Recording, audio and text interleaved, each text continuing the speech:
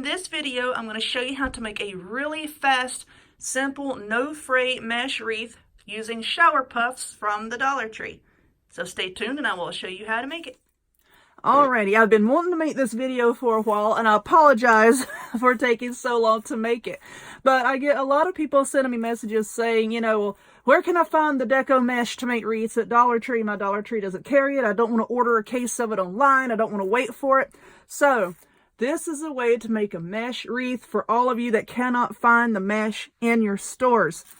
And actually, this kind of wreath will not fray. As you can see, there are no cut edges here. It's not going to fray. It's all going to stay nice and pretty and intact.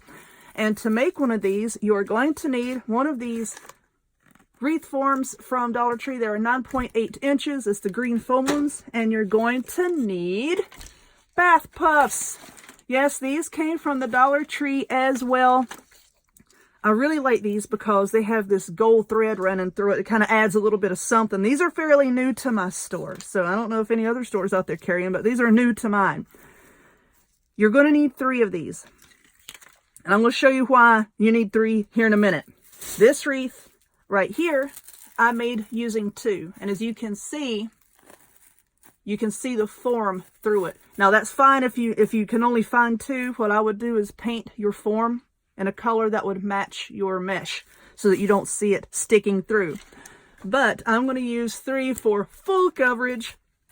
So let's take the label off of here and stick it over there.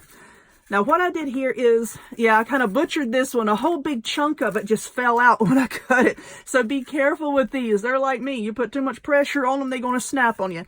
You can use a really sharp pair of scissors or a knife. And my knife apparently was not that sharp because, like I said, it knocked a big chunk out of it. But that's okay because I'm going to use hot glue and glue the form back together.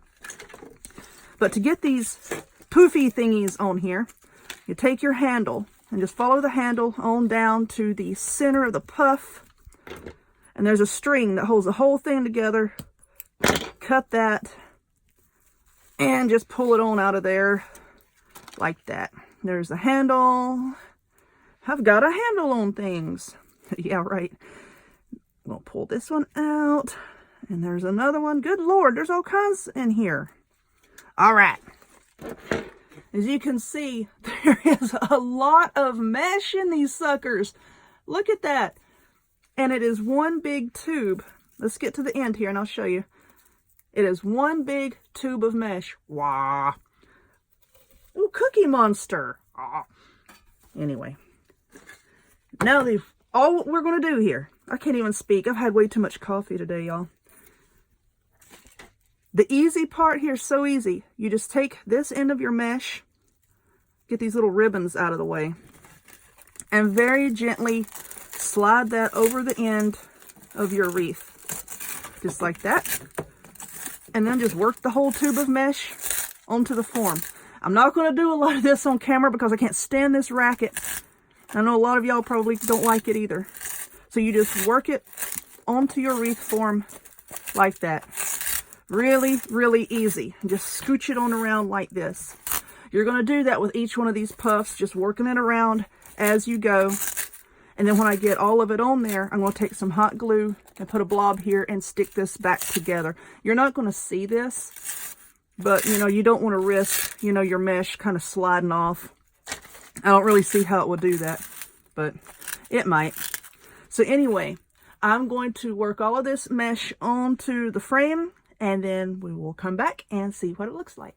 Alrighty, here we are. I have all 3 puffs on here, and I took my hot glue gun, and where I had cut it, I just glued those ends back together, and so you're not going to be able to see it. So, even if you decides to just go like mine did, you're not going to see it. Now, I'm not going to decorate this in this video. I'm going to make another video, and I'll show you one that's fully decorated when I come up with what I want it to look like.